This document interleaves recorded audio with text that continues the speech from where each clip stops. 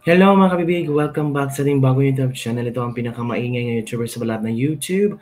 Ako si Kabibig, maglepak-lepak na tayo with evidence. Naku po, totoo kaya itong tinanggal na bilang member si Senator Marcoleta sa Blue Ribbon Committee sa Senado? Tapos ito kabibig ha, Orly Gutesa pinahahanap ni Lacson, nawawala o tinatago. Ito yung pag-uusapan natin ngayon kasi si Lacson ay magbabalik bilang chairman ng Blue Ribbon Committee. Tapos, usap-usapan na yon ng mga chismosa nga sa ibang parlor kabibig na posibleng tatanggaling member si Senator Marcoleta sa Blue Ribbon Committee para daw makapagpatuloy daw ang hearing. Bakit? Bakit tatanggalin si Senator Marcoleta? Malaking ambag yung Senator Marcoleta. Dahil lo kabibig, pinahanap ni Lacson or inimbitahan ni Lacson si Orly Gutesa sa November 14 na pagbabalik ng Senate hearing ng Blue Ribbon Committee. Takot sila na kung gigisahin nila si Orly Gutesa ay nandyan daw si Marcoleta na posibleng pipigil sa kanila. Ay hindi naman pipigilan yan ni Marcoleta kabibig kasi gusto ni Marcoleta na lumabas talaga at maparusahan ang totoong corrupt na mga politiko na nasa likod ng anomalyang flood control project. Balita nga ni Marcoleta na pinagdududahan na siya. Ano ba naman yan mga kabibig? Pinagdududahan. Sabi ni Lacson sa Blue Ribbon Chairmanship, Gutesa, number one very important witness, iimbitahan sa hearing. If elected again as Blue Ribbon Chairman on November 10, our hearing will resume on November 14. We will invite, among others, a very important witness, a retired Orly Gutesa, to shed more light on his sinumpaang salaysay. Sabi ni Senate President Pro Tempore Panfilo Lacson, mga kabibig. Pero, itong si Senator Marcoleta, kabibig ba, parang naawa din ako sa kanya. Bakit? Parang pinagdududahan ang mga ginagawa ni Senator Marcoleta. Knowing mga kabibig ha, CCTV na pinagtagpuan na lugar na Marcoleta at Gutesa pinahanap, pinakukuha, kasi daw iimbestigahan. So it means pati si Marcoleta pinagdududahan nila. Kinuha daw at sinilip ng mga taong ayaw matunton sa flood control project. At there's a tendency na sasabihin nila, tingnan mo nga, scripted to, si Marcoleta, tingnan nyo, ganito, ganyan. Ay, eto kabibig ang video ha, na parang ang mga tao, ano ba naman yan, si Marcoleta na di ba nung chairman si Marcoleta sa Blue Ribbon Committee, yung road, yung kalsada papuntang katotohanan sa flood control system, parang excited na tayo, ay, ito na. May mga congressman ng pinangalan ng mga Diskaya. Biglang liko, biglang inalis si Marcoleta, pinasok si Lacson, pag upo ni Lacson, biglang walang klaro na yung Blue Ribbon Committee. Biglang nag-disappear. At nang nag-disappear ang Blue Ribbon Committee, lumitaw ang ICI. Tapos hindi pa live stream. Kung ano-ano nang pinag-usapan na doon, hindi alam ng mga tao. On the first place, sinama nila ang mga tao mag-imbestiga tungkol sa anomalya sa flood control. Pero ngayon, iniwan ang mga tao sa ere, sila lang ang nakaalam sa ICI, and until now, ICI sinabi, wala pa rin kami nakikitang mananagot. O tingnan mo nga. Naimbitahan na si Romualdez, ganun pa rin. Ay, naku kabibig. So, ito kabibig ha, ang video na kung saan nagulantang ang mga netizens sa revelasyon ni Senator Marcoleta. Let's listen to this one. Aba, nalaman ko ngayon na meron daw nagpapunta na ron, kinuha CCTV, kung talagang ko'y pumunta ron o ganyan-ganyan. Hangarin nila, mapagtakpan kung sino man ang may utak dyan. Kaya ako sinasabi na kung sino man yung tao na gustong tumulong sa Estado para papanagutin ang mga mastermind, sila ang inuusig. Isip-isipin mo na sabihin ko na kinausap ko yung tao na yon dahil nagpasesya na kausapin ako eh. Ayoko nga dahil may session kami, sabi ko nga. So sa madaling panahon, pinuntahan ko kung talagang meron nga siyang hawak. Aba, nalaman ko ngayon na meron daw nagpapunta na ron, kinuha CCTV, kung talagang ko'y pumunta ron o ganyan-ganyan. O sabi ko, okay lang. At makikita ninyo kung anong oras akong pumunta at anong oras akong umalis. Ayun, Oo. Tingnan natin. So parang yun, pati sisilipin nila. Pati yung sisilipin nila sapagkat lahat na lang ng gagawa ng paraan para sa ganun mapanagot natin ang mga tao. Kasi nga ayaw nila eh. Oho. Ang aking pagkakaalam dito, ayaw nila na matuntun talaga kung sino yung mastermind. Oho. Kaya ganito ang ginagawa nila. Nako. Ako naman, ang kagustuhan ko, mapanagot natin, maibalik ang kinamkam, ang ninakaw na pera ng bayan. Yun ang kagustuhan ko eh. Opo. So, ako na lang yata yung lumalaban ng ganun eh. Sila lahat, parang gusto nila, ako pa ngayon ang pinasasama.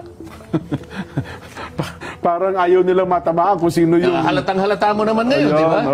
Oho. Basta tao ang minimaintain kong palagi. Kaya ko lang sila kinasangkapan para lang matugis natin, para matukoy natin, maipalitaw natin, mapanagot natin, sino talagang utak dito, sino ang ugat ng lahat ng ito. Ngayon, kung ayaw pa niyong maniwala at kayo na gusto pang palitawin yung kaibayo, kabaligtaran na to, Opo. ang gusto niyo talaga, ang mahuli niyo puro sapsap na lang. O kaya pa lang kanilang mga pinagdidemanda ngayon, puro mga kawani lang ng DPWH. Wala silang ni isang politiko na dinimanda, wala. Oho. Ayaw nila yun.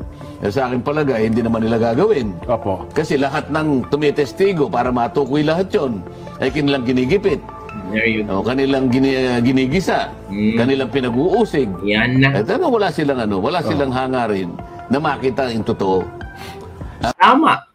My point si Senator Marcoleta, wala silang hangarin na makikita ang totoo. Tama ang ginigipit yung mga nasa DPWH, pero mga politiko, wala talaga. Malinis ang track record. O eto pa kabibig, ang isang video sa kung saan pinag-uusapan nila Marcoleta si Gutesa. Ay, ito kabibig, kinig tayo kabibig ha. Ako, latest to. Ito na. Area dito. O siguro naman. Nakuha ko na yung tungkulin ko. Sabi niya ko, ba't na ako magsasalita? Hindi kagaya ng predecessor niya na babae. Ayan, yung... Daldal ng daldal yun eh. Sinundan mo ng bago kayo. Hanapin muna natin kabibig ha, ng which part yun. Tungkol kay Gutesa. Yun ha, dito. I think dito pa rin. Ito, I think. Okay? Go. Binabati po kayo ng Kuya Jomar Clavite. From... At happy birthday naman kay Joe. Bye sa ating palatuntunan. At kayo po ay patuloy po binabati. Wala na rin nakakala kung saan siya naroon. Kasi ako naman, ang katwiran ko, kasi wala namang pagdinig at hindi naman siya ulit ipapatawag. Pero kung sabay ipatatawag, may garansya bang babalik itong si Gutesa, Sen? Basta wag lang nilang takutin kasi ngayon may nagsasabi na meron daw siyang 5 milyon na nakapatong sa kanyang ulo. Kaya grabe, no? tatago yung tao. Yun nga yung sinasabi mo kanina, Nelson. Lahat ng gustong tumistigo dahil sa ang pinagsasabi na nito ay patungkol na doon sa mga talagang nakikita nating mastermind talaga. Opo. Gagawa ng paraan. May nakita nga akong mga mangilan-gilan na nakikita ko ng reliable na information na galing nito mismo sa mga i-final nila sa ICI. Di umano tungkol dyan sa sworn statement ni Gutesa, pinipilit nila na yun ngang pati yung notaryo talaga ginagawa nila ng usap eh. Samantalang nakita naman, palibasa yung karamihan doon sa mga kasama ko, hindi abogado, sa Blue Ribbon. Na ipagkamali nila na ang pinakamalaking bahagi ng kanyang pagtitestigo o yung credibility ng kanyang testimony ay nandun sa notaryo. Opo. Hindi, nawala na nasaysay yung notaryo nung siya ay nagpasya na talagang lumabas at humarap sa pagdinig sa Blue Ribbon. Opo. Wala nang issue ang notaryo dun eh, kung tutuusin mo eh. Ang testimony niya ay binigay, binasa niya, at nagkaroon sila ng pagkakataon na tanungin siya. Opo. Base sa kanyang paglalahad. Under oath. Under oath yun. Opo. Sumumpa siya, umarap, pinagtatanong, sumagot, hanggang matapos ang kanyang presentation. Pagkatapos hahanapan mo ng notaryo. Wala na say-say yung notaryo. Hindi nila maintindihan yun, pero pinipilit nilang gawan ng paraan para sa ganun, maipakita sa kaisipan ng publiko na akala mo May kaugnayan pa yung notaryo. Parang vital talaga, no? Kung halimbawa hindi siya humarap, baka sakali. Baka sakali lang. Yung dokumento lang ay sinabit. Kung dokumento lang ang sinabit. Pero hindi po pwedeng hindi siya doon. Kasi nga, sino magpapatunay kung hindi siya darating din? Susumpa pa rin siya na ako po ang may pirma dito sa sworn affidavit na ito. Halimbawa, Sen, may dala-dala nga siyang papel doon. Yung salaysay niya, hindi notarized. Hindi notarized. So, okay lang din yun. Kasi nga, sumumpas eh. Ayun. Kaya gusto kong patunayan na hindi issue yung kanyang notary public na yon. Nasabihan siguro yung babaeng nagnotaryo na hindi niya pirma yon. Kaya lang, sa tamang panahon, kapag nakuha ko na yung kopya ng mga dokumentong ninotaryo mismo ng opisina na yon, at pare-parehong ganun ang pinanggalingan, magkakasala din yon. Sapagkat sa notarial service law, kailangan nakaharap yung nagnunotaryo at saka yung nagpapanotaryo. Dito maliwanag na nag-assign lang siya ng isang staff doon o kaya secretary para lang additional na kanyang ikabubuhay. Isip-isipin mo, sa dami ng ninunotaryo niya, September pa lang, book 8 na. Wow! Oo nga naman. Ibig sabihin nun, halos isang buwan ganun kakapal ang kanilang ninunotaryo. At saka talagang hanap buhay nila. Tsaka may mga branches pala sa Sen. Yung branch niya nga, doon sa Villaruel, sa Pasay City. Sa Pasay, meron para sa ibang lugar. Ang gagawin mo lang, kukuha ka lang ng sample O halimbawa, January, February, kukuha ka ng sample. January, February, March, April, May, June, hanggang August. Makikita pare-pareho yung notarial details. Pare-pareho yung pirma. Pareho yung pagkaka-stamp ng dry seal. Sasabihin niya ngayon na hindi mo nga talaga pirma, pero meron kang pinayagan, isang taong pinagtitiwalaan mo na pumirma para sa'yo. Meron siyang para imprimatur. kumita ka. May imprimatur siya, Sen, ano? Inatasan niya yung tao, Baka akala niya kung dininay niya yung kanyang wala na siyang sabit doon. Pinayagan mo Pinayagan mo na magpanotaryo ang mga tao dito, may inassign kang isang staff at siyang pumipirma para sa'yo. Hindi nga ikaw may pirma, kaya lang, ang pagpapatunay na binigyan mo siya ng karapatan na pumirma para sa iyo, kasalanan mo yun. At huwag mong bibigyan ng sala yung taong nagpapirma at nagpanotaryo. At pinalalaki pa na ng gusto, Sir. Bagamat ito, nasagot nyo na nga dati, nung may nalagpasan daw ng ilang paragraph, itong si Gutierrez, ikino-coach nyo paraan niya. Mukhang... ginawa ng usap. Pati yung Jarius Bondok dyan sa dati mga ginagalang kong mga kolumnista. Pati ba naman yun hindi nyo maintindihan? Sinasabi ko na nga, 4 kaming merong kopya noon. Apat lang ang binigay niyang kopya. Siguro, kukunti naman ang nagawa niyang kopya. At yung hawak niya ay Xerox copy. So, yung chairman ng Blue Ribbon, Senator Ping, Senate President Lacson, Soto. katabi ko doon ng panahon na yun ay si Senator Win at ako. Habang binabasa niya yung kanyang deklarasyon, yung kanyang paglalahad, sinusundan namin. Sinusundan namin kasi gusto ko yung actual recording. Naku, kung ano-anong pinagsasabi ron. Na meron daw kasi siya sinasabing box. At sinabi ko raw, maliit. Wala ko sinabing ganun Sabi ko, basahin mo, huwag kang nagmamadali, basahin mo, may nalalaktawan kang isang linya dalawa isang linya.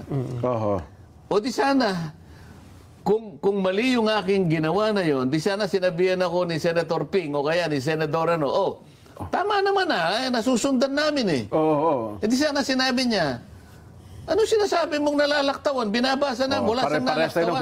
May nagsalita ba isa sa kanila? Wala. Alam din nila may nalaktawan siya Yung palang hawak niyang kopya, na Xerox copy, wala talaga doon sa original Putol po kanya. Kaya binigay ko na yung kopya ko para yun ang basahin niya. Sa kanya rin galing yun hindi naman sa akin Ang dating parang kino-coach nyo, binalalaktawan ka, mukhang hindi ito yung kasama sa script. Parang ganun kaya ang dating. ako sinasabi na kung sino man yung tao na gustong tumulong sa Estado para papanagutin ang mga mastermind, sila ang inuusig. Isip-isipin mo na sabihin ko na kinausap ko yung tao na yun. Dahil nagpasesya na kausapin ako Ayaw ko nga dahil may session kami. Sabi ko nga. So sa madaling panahon, pinuntahan ko kung talagang meron nga siyang hawak. Nalaman ko ngayon na meron daw nagpapunta na ron, kinuha CCTV, kung talagang ako'y pumunta ron o ganyan-ganyan. O sabi ko, okay lang. At makikita ninyo kung anong oras akong pumunta at anong oras akong umalis. Ayun, Tingnan natin. So parang yun, pati sisilipin At nila. pati yung sisilipin nila sapagkat lahat na lang ng gagawa ng paraan para sa ganun mapanagot natin ang mga tao. Kasi nga ayaw nila eh. Oho. Ang aking pagkakaalam dito, ayaw nila na matuntun talaga kung sino yung mastermind. Oho. Kaya ganito ang ginagawa nila. Nako. Ako naman, ang kagustuhan ko, mapanagot natin, maibalik ang kinamkam, ang ninakaw na pera ng bayan. Yun ang kagustuhan ko eh. Opo. So, ako na lang yata yung lumalaban ng ganun eh. Sila lahat, parang gusto nila, ako pa ngayon ang pinasasama. Parang ayaw nilang matamaan kung sino yung... Halatang-halata mo naman ngayon, di ba? Oh. Nako. Pero doon sa, balikan ko yung punto na so, tsaka sendo sa Diskaya. Well, hindi naman yan, sabi natin, hindi restitution. Diba? Gaya ngayon, yung mga sasakyan natin ng Diskaya, ipasusubasta na. Kinuha naman nilang lahat, di ba? Opo. O, ano bang gusto nila ron? Hindi mo na pinakikilaman yun. Bahala na sila doon. Basta tao ang minimaintain kong palagi. Kaya ko lang sila kinasangkapan para lang matugis natin, para matukoy natin, maipalitaw natin, mapanagot natin sino talagang utak dito, sino ang ugat ng lahat ng ito. Ngayon, kung ayaw pa niyong maniwala at kayo na gusto pang palitawin yung kaibayo, kabaligtaran na to, ang gusto niyo talaga, ang mahuli niyo puro sapsap na lang. O kaya pa lang kanilang mga pinagdidemanda ngayon, puro mga kawani lang ng DPWH. Wala silang ni isang politiko na dinimanda. Wala. Ayaw nila yun. Ako? So, yun kabibig, nakita natin ang explanation ni Senator Marcoleta. At tama ba yung narinig natin na ilang 5 million ang ipinataw sa ulo ni Gutesa? So, sino bang hindi matatakot dyan? 5 million. Kung makikita ka ng tao, pwede kang patayin. Di ba kabibig? Grabe, nakakawindang ito mga narinig natin. Tama din si Marcoleta, no? Puro mga sapsap lang talaga ang gustong ipakulong mga taga DPWH. Pero yung ibang mga politiko na sangkot, mga na-mention na Diskaya, parang hindi yata na-imbestigahan. Diba, ang daming mga congressman doon na, ay, naku, kapipig, ito talaga ang Pilipinas ngayon. Nakakalungkot talaga. Ay, yun na kabibig ang ating This Libag for the day. Don't forget to like, subscribe, and share this video para sa mga trending news na ating pag-usap-usapan. Bye everyone, see you next time.